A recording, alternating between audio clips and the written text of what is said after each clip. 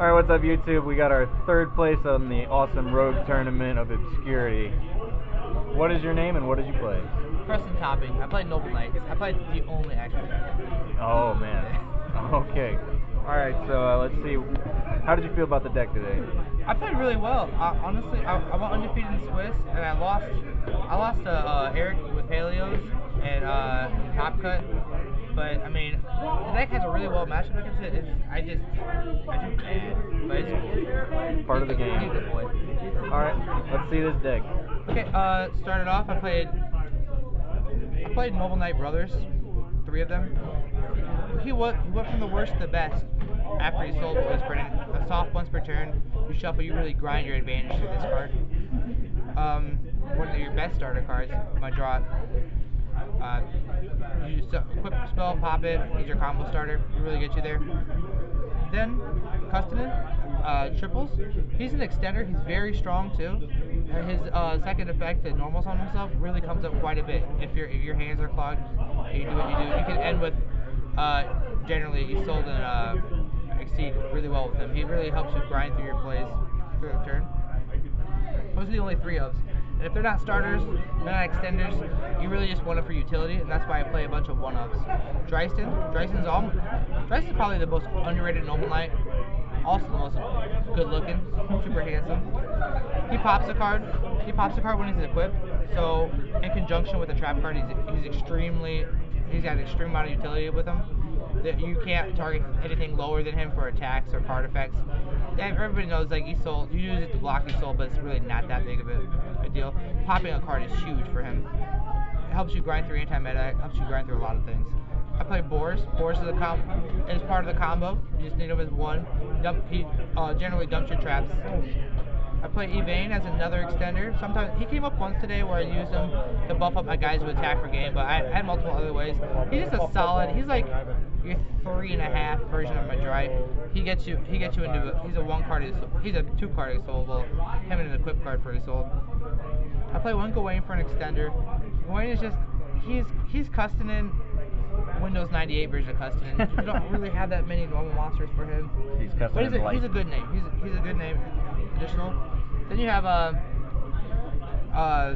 the Ghetto Dragon Ruler. He comes up. His effect to exceed doesn't come up very often, where you can you stop anything from chaining to a summon. You don't use him exceed. He came up once today. I was playing against Evil Eyes, and you just bring him back as a recurring body. Alright. He's just utility. He's very nice utility. Any one of these monsters you draw aren't terrible to draw, because with brothers, and he's a super marauding captain, so which is the other effect. So anything of these just become bodies. That's all you want is bodies. Generally, you want 3 monsters on the field because he sold summons 1, so you can make your Isolde break 4. Very nice. That's all for the Noble Knights. I play Gwennifer, the Noble Arms card. She's good utility. You just need 1 of her. You'll always play 1 of her for the rest of the time. Play 2 Ash Blossoms also. Gotta get that ash. Gotta get that Ash Blossom. Then for equip cards, I play 2 Excalibur, 2 Destiny, and then 1-ups I play Caliburn, Arthur and Gallatin. These are all very well. I probably would have played a Clarent just as another name. It came up quite a bit because when you dump 4. And if you get stopped dashed or anything like that, or you cannot get back into your brothers, you can't recycle resources to add so you can do an additionally sold through an interruption. I haven't played this deck in a while, so I just kind of forgot that when I was building it back together. But Clarent is a pretty good card. Yeah. Well, it's not a good card; it's just a name. You need the names. Good excuses. Yeah. Played another Warrior Extender, Instant Fusions. Nice. Triple those. And the ulties. Gotta play. Oh yeah, that's 90% of the reason why I played it. Played Triple Call by the Grave because, I mean, this is a really rogue ass deck. So if you get hand trapped, if you don't have a hand trap, if you have a extender to combo hand traps, basically hand traps take away from extenders. Yeah. And this takes away from hand traps. Play 3 Heritage of the Chalice. It's consistent to the maximum. It can add your Noble Arm if you have Madright. It can add your Madright if you have Noble Arms. It can add your brother if you have four fucking Noble Knights in your hand.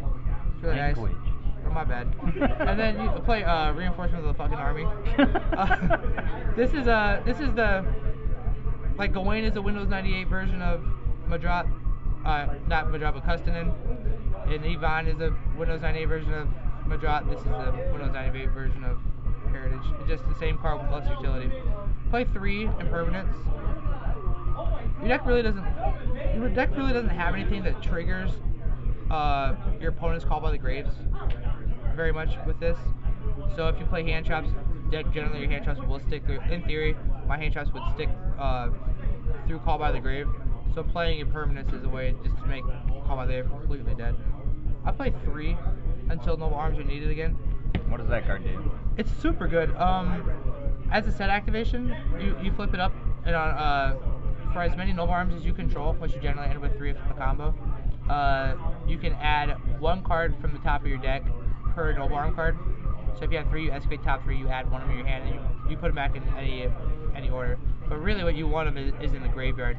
You can banish it to special summon a Noble Knight that you don't have a field or graveyard. It is amazing. That's where Dreisen comes up the most, is through this card, to be able to pop it on resolution stuff. Oh, very nice. Also, Brothers too. You summon this, you Brothers, and on the end phase, on the beginning of your turn, you end phase summon this, shuffle back 3, shuffle back your Noble Arms, draw a card, activate another one, bring out Kustonen, link for Resold, special summon. It's rank 4 Resold again. That was for the main deck. It's 40 cards. For my extra deck, I played 2 Resold. Wait. You're telling me that card gets used in its own archetype? It gets used in its own archetype because I'm not a bum.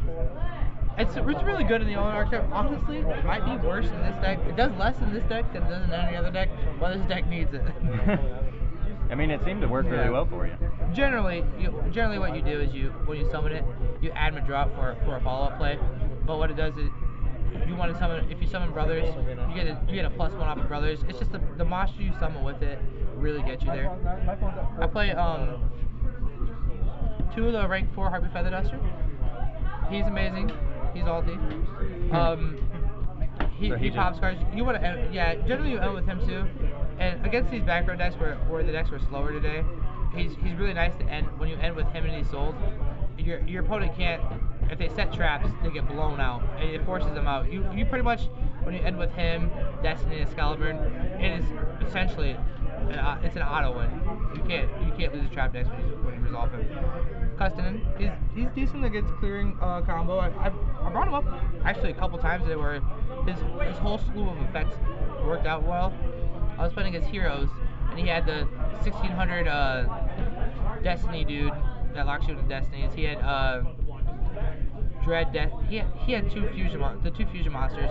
Summon him in attack mode, bounce him back, use him to attack. Use him to attack the monster. Use his ability when he floats. He floats into Exceed monster, a Noble Knight Exceed monster, and he's attached material. So I actually went into him, who I played 2 of. I used his effect to pop a card on to pop that card on resolution. I cleared his whole field with this card. What card is that? Amazing. This is Noble Knight King Artorigus. He's essentially the same thing as him, but level 5. He pops a monster on the field. You get away with playing 1 of him. You don't really go into rank 5 as much anymore. You can summon him off of Excalibur more than you do off of a Drop Wars. Alright. But he also floats down too, which in that combo he came up to float down into Brothers to recycle literally everything that he chooses back. Next I play the best card in any deck.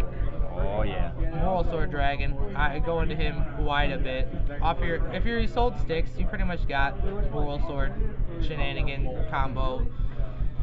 It's game. Moral Sword. Anytime you have a 3 monsters on the field stick, Moral Sword is gonna kill them next turn. Play Borreload, didn't come up. I don't know what I was gonna play against today. I honestly just kind of, outside of these 9 cards, I just threw everything else together. Played Nightmare Unicorn. Yep. Played Nightmare Unicorn, Cerebus, and Phoenix. It's your standard. You have 3 flex spots. You always put these in. For mainstream fusion targets, play Raijin. Raijin's a warrior for Exalt, just like in the better version of warrior decks. You play Raijin. Also play Thousand Die Restrict with him. Just a way to grind. He came up a couple times, but him warrior didn't really come up too much. If I could change anything, I'd probably put 1 of him down and put a Link Rebo in, but I just, like I said, I haven't played this deck in a long time, so I just forgot what my extra deck was looking like. Fair enough. For my side deck, I played triple Prankertops. That looks The like other two. one's common, so I'm too embarrassed to show it. I lost. I don't know what happened to it. And this is it's such a generic card too. Oh, yeah. So against Rogue, you just want to play cards that are just moderate in impact. I play Evenly Matched too. I don't think I resolved this today, but I wouldn't be bitching if I drew it. Red Reboot also, same concept. Red Reboot's actually really cool with this too, because when you Red Reboot them and they set all their traps. Oh, and you can just pop them. Yeah, with your I hear you saves. talking about him. That's yeah, crazy. you bring him back, equip the equip spells, and you blow off their back row. So Red Reboot in theory is amazing in this deck. I didn't draw it. It's never there when you want it. Yeah, but it's fine. I mean, it's cool. I played Triple Twin Twister. Essentially, you can discard those traps. For value, you can discard essentially an equip card. It doesn't matter. You just want to be able to resolve your normal summon. And then I played 3 of the Joe Dirtball. The Joe Turbo. Man, I played against someone who played the ABC Ojama one. He summoned Buster Dragon, Moral Sword, something else, and I knee brewed him. That's the only time I've ever resolved knee brewing. It won me the duel. So Hey, got you a win. It got you a win. Yep, and that's the deck. All right, man. So, do you got any final thoughts or shout-outs for us? Shout out to Juan because he was playing the coolest deck here. Hey, buddy. Shout out to you for hosting this event. You did an awesome job. And shout out to Dan at Rivals Preston Topping. Yeah, hashtag Dan the man. Yeah. All right, man. Congratulations again.